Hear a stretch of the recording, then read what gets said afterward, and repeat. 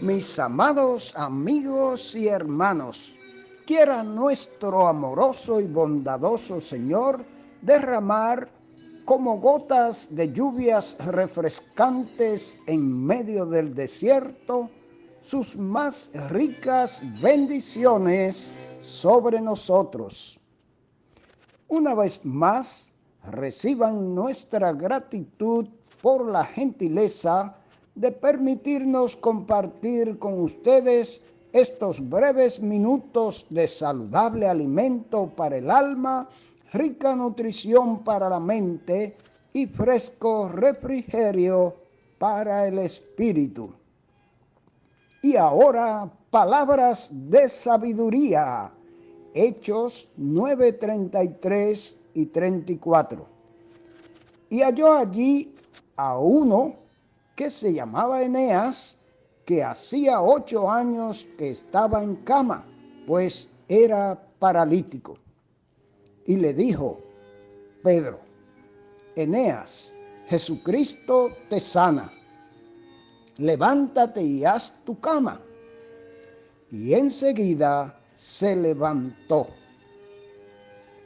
Aunque hasta ahora, hasta el versículo 31, el acontecimiento importante de este capítulo 9 de los Hechos es la impactante conversión de Saulo de Tarso, no ocurre así en los versos finales, ya que al Espíritu Santo le plugo coronar el protagonismo del apóstol Pedro en el libro de los Hechos con 2 grandes milagros: la curación del paralítico Eneas y la resurrección de la discípula Dorcas, a lo que se suma su intervención como canal para la conversión del gran centurión Cornelio, primer gentil convertido al cristianismo. Conviene recordar que al terminar el capítulo 9, termina la primera parte o división del libro de los Hechos, donde Pedro es el personaje prominente. Jerusalén es el centro de operaciones del cristianismo y el mensaje se predica a los judíos. Es cierto que se cree que Pedro siguió vivo y activo en la obra durante los 32 años en que ocurrieron los acontecimientos narrados por Lucas, inspirado por el Espíritu Santo, hasta el capítulo 28. Su protagonismo exclusivo finaliza con el capítulo 9. En realidad, Pedro sigue muy activo en los hechos de los capítulos 10, 11, 12 y 15. Pero el asunto a destacar en estos capítulos, según el doctor Scofield, es que representan una especie de transición al establecer de manera concluyente la distinción doctrinal entre la ley y la gracia. Estos capítulos representan la transición de un judaísmo legalista y exclusivista a un cristianismo amoroso y amplio, del yugo de la esclavitud de la ley a la generosa y agradable libertad de la gracia.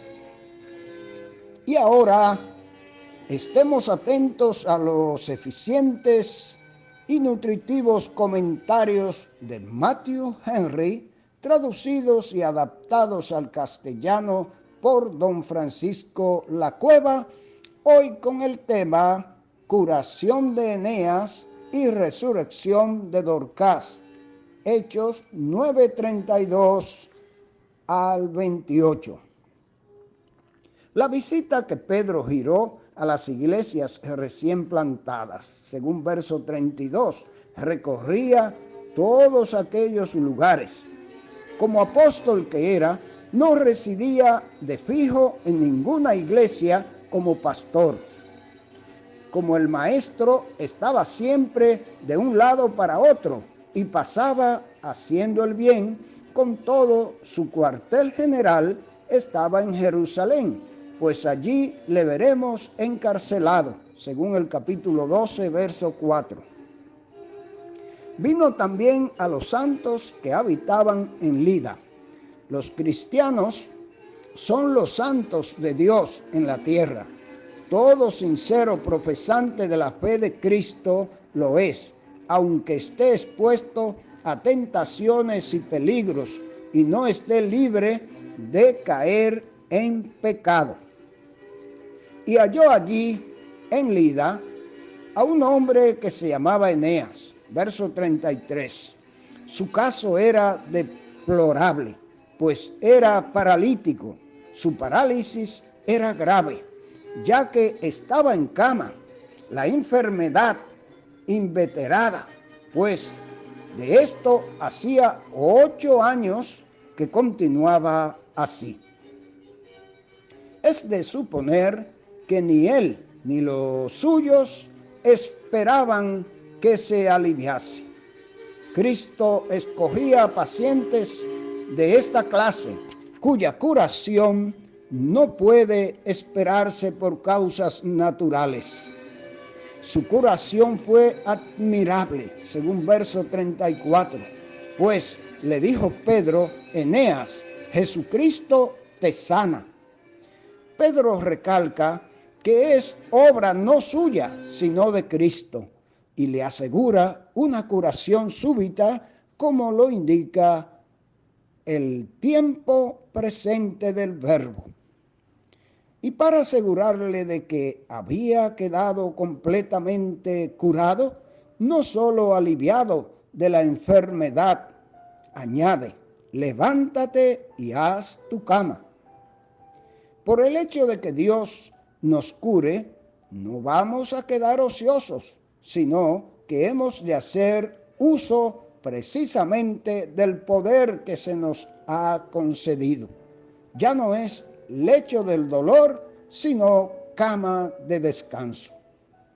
Con la palabra de Pedro salió el poder curativo, de forma que enseguida se levantó. El impacto que esta curación causó a muchos, según verso 35, y le vieron todos los que habían en Lida y en Sarón. Todos los que conocían encamado le veían ahora sano y trabajando. Un milagro tan grande, sin descartar la predicación de Pedro, les produjo tal impresión que se convirtieron al Señor. Dice J. Leal, la frase deja entender que se convirtieron muchos, aunque no debe entenderse de todos. En efecto, el pronombre todos afecta a los que le vieron, no necesariamente a los que se convirtieron. Y según los versos 36 al 43, tenemos aquí otro milagro obrado por Pedro, y todavía mayor que el anterior, pues no se trata de una curación, sino de una resurrección en la persona de una buena discípula. Esta discípula era habitante de Jope, hoy Jaffa, un poco al sur de Tel Aviv, a unos 16 kilómetros de Lida. Se llamaba en hebreo Tabitá, que quiere decir gacela. Lucas, al escribir en griego, lo traduce al griego Dorcas, no Dorcas, como generalmente decimos.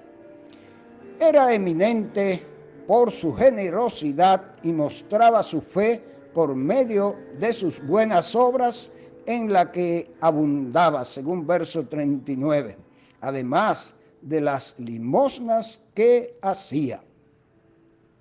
Empleaba pues su tiempo y su dinero del mejor modo posible.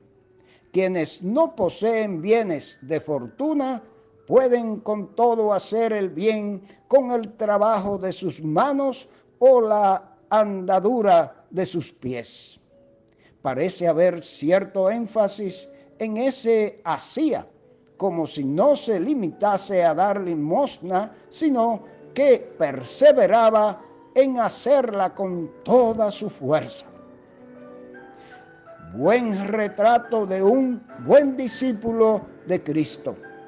Pero en medio de su vida provechosa en abundancia, fue removida, según verso 37. En aquellos días enfermó y murió.